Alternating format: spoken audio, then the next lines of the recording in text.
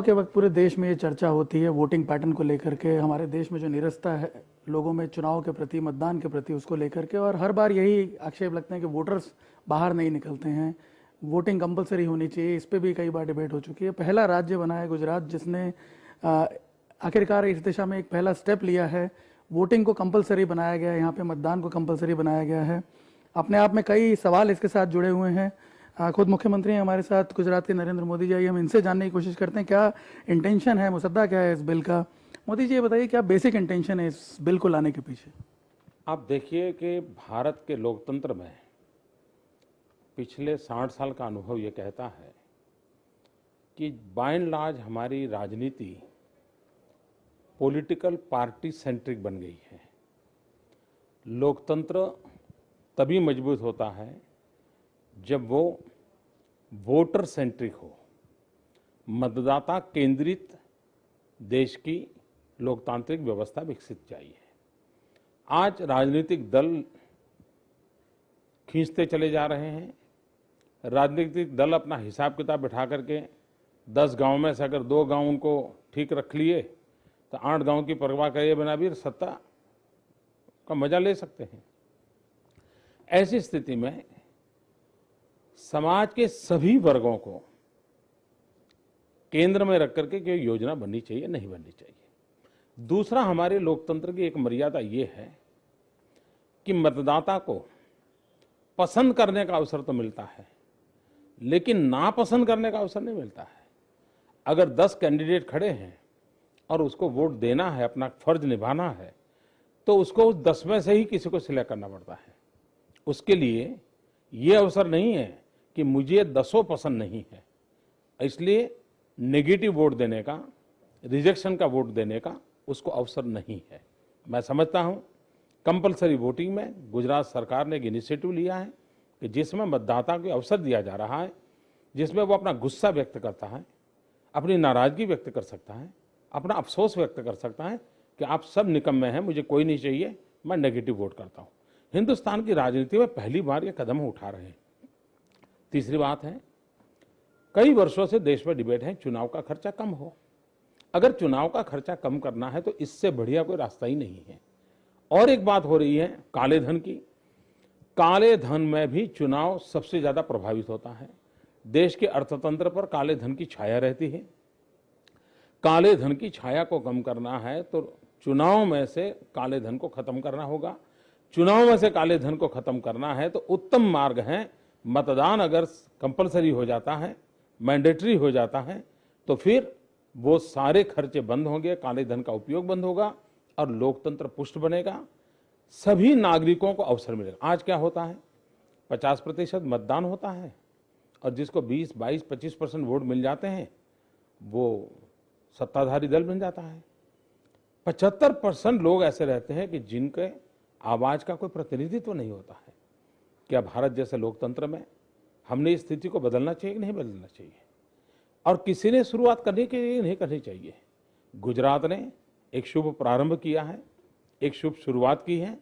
मुझे विश्वास है कि दुनिया में जो लोकतंत्र में समृद्ध देश हैं, पढ़े लिखे देश हैं, जैसे इटली है, ऑस्ट्रेलिया है, कई देश हैं जिन्होंने कंपलसरी वोट करके एक राजनीतिक जीवन में बहुत ताकतवर लोकतंत्र को जन्म दिया है। भारत में भी ताकतवर लोकतंत्र की आवश्यकता है।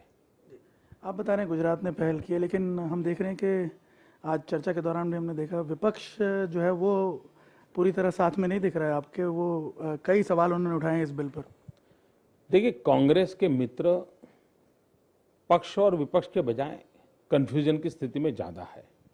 जैसे कल हमने एक बिल पास किया कि जहरीली शराब जो लोगों को मौत की घाट उतारती है, उस व्यवसाय करने वाले लोगों को मौत की सजा होनी चाहिए।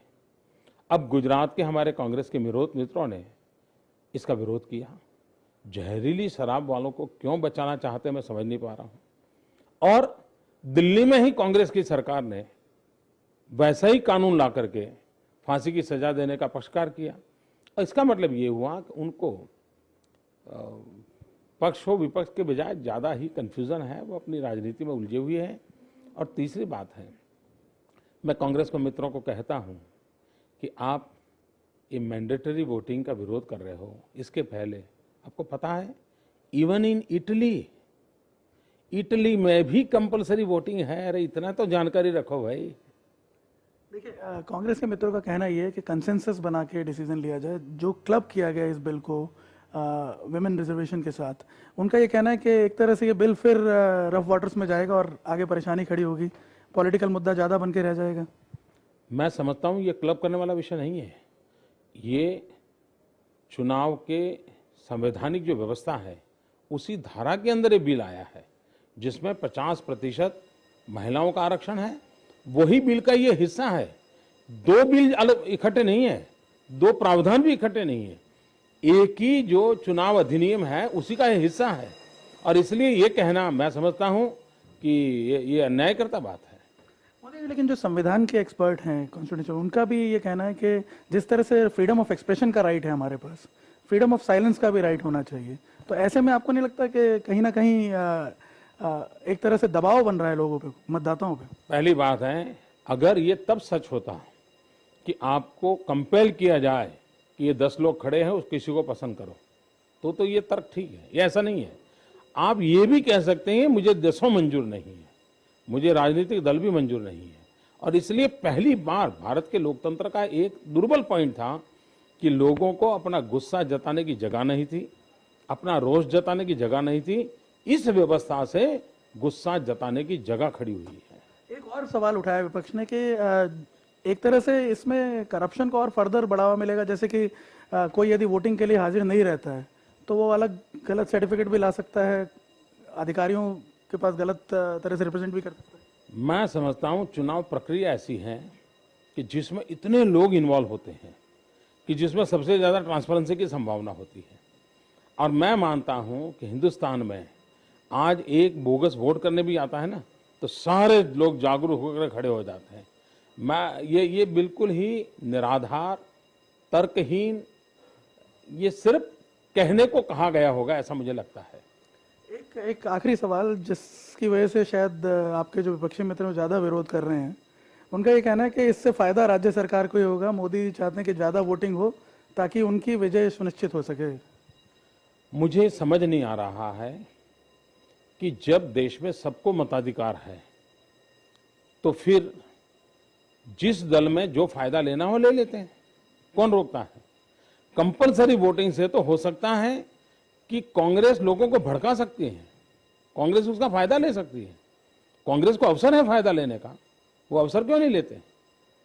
और इसलिए मुद्दा लोकतंत्र को मजबूत करना है, मुद्दा सरकार को मजबूत करने का नहीं है।